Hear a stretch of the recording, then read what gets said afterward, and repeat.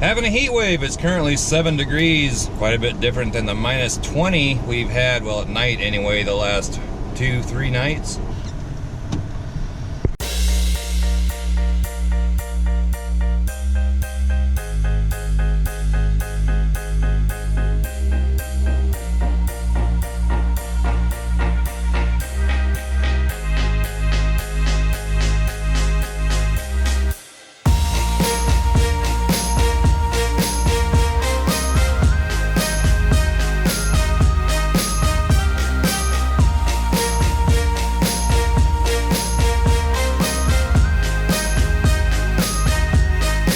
About 60 degrees in here. It was down to about 20 a little bit ago. Turned the heat on. Got that and that. But we'll talk a little bit more about that here in a little bit. Let's go drive the red truck. Well, I went to switch batteries in my camera and evidently I forgot to plug that one in and recharge it last time.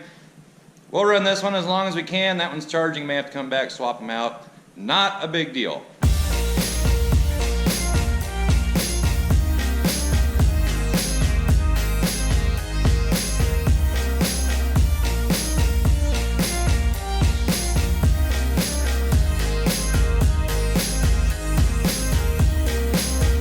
I got the project truck warmed up and I've actually been driving it quite a bit the last few days.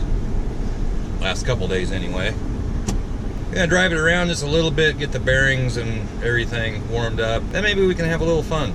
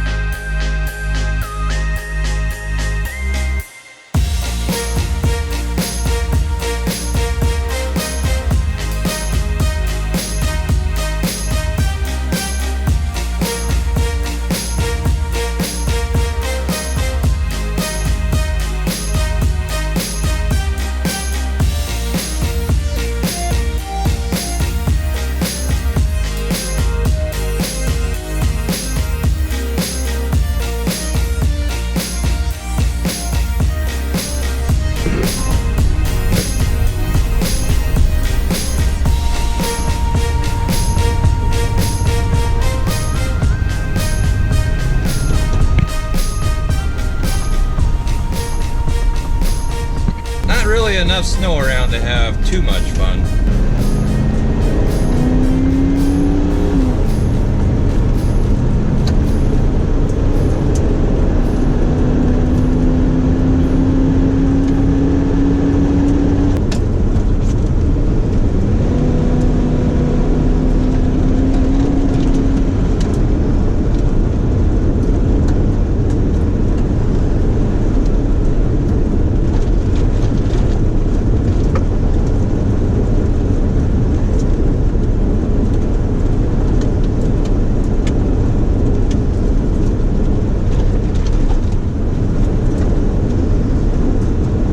So this is where I was driving through. If that plow wasn't sitting right there, I could probably do a little more out here, but don't really want to slam the truck into it. Not really a terrible amount of snow here, and there is pavement deep down underneath there.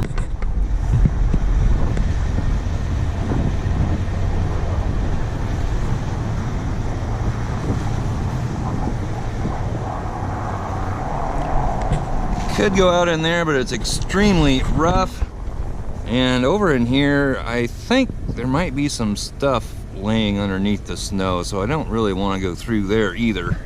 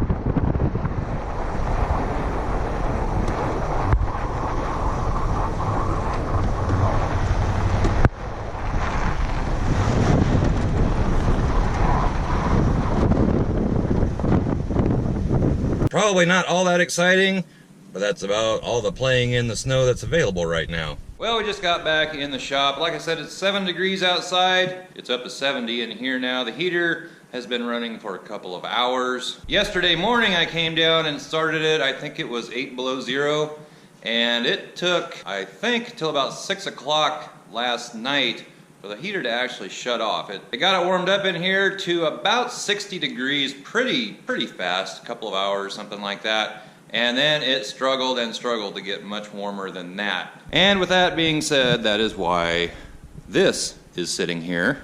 This here is a furnace. My father-in-law actually brought this. He actually brought 2 furnaces down. This one, a little unsure about, and probably won't be using it. He didn't know for sure if it worked or not. This one was actually in my sister-in-law's store, and it does run. However, it's only, I think it's only a 40 or 50,000 BTU furnace. And it's been, I don't know how long since it has ran, a couple of years at least. Looks like she could use a good cleaning in there. And of course, my torpedo heater is going to fire up again.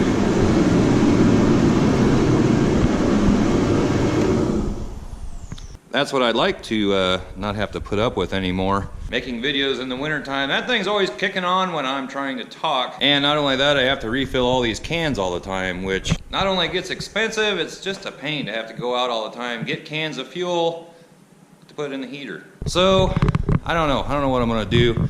I may try setting one of these up and just seeing, but I don't think 50,000 BTU is going to heat the shop up very well.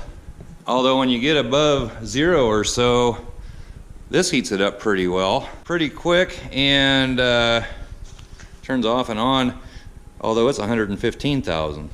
So at the current time, I'm kind of weighing my options out. I'm going to put an LP tank out back, at least that's the plan, and either hook this furnace up and see what she does. Hopefully it doesn't burn the shop down. Or I've been thinking of getting one of those hanging heaters and possibly putting it over in this corner, like a Resner heater, or I think Modine is another company.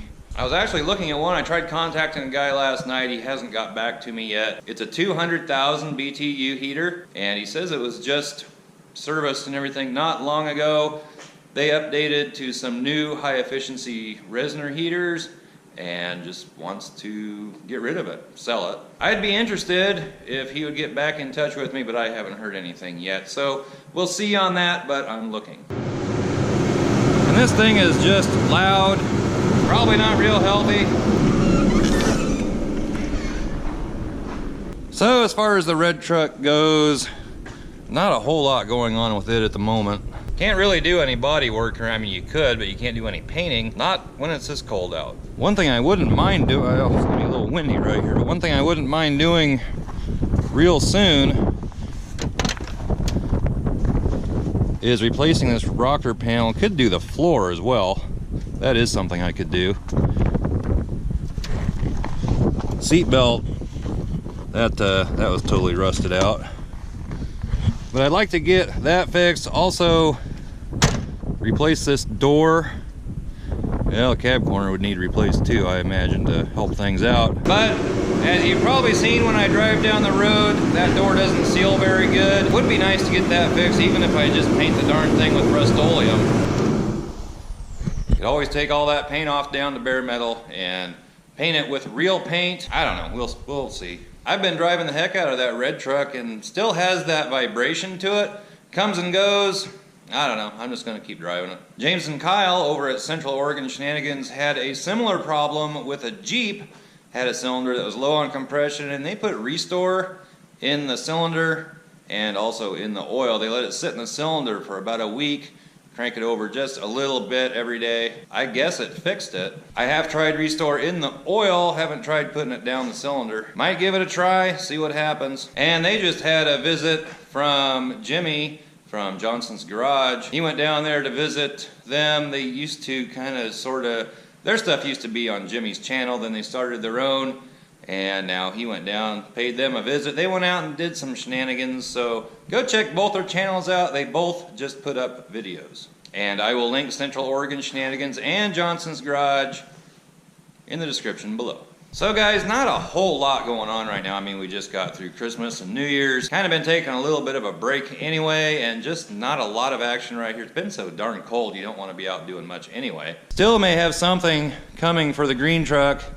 Not 100% sure, haven't really heard much about it lately, but I'm hopeful, and you will be the first to know when and if that happens. Also, don't forget about the license plate wall. Send in your license plates, fan mail, banners, signs, or anything else that you want to see on the Fox shop, or just send in.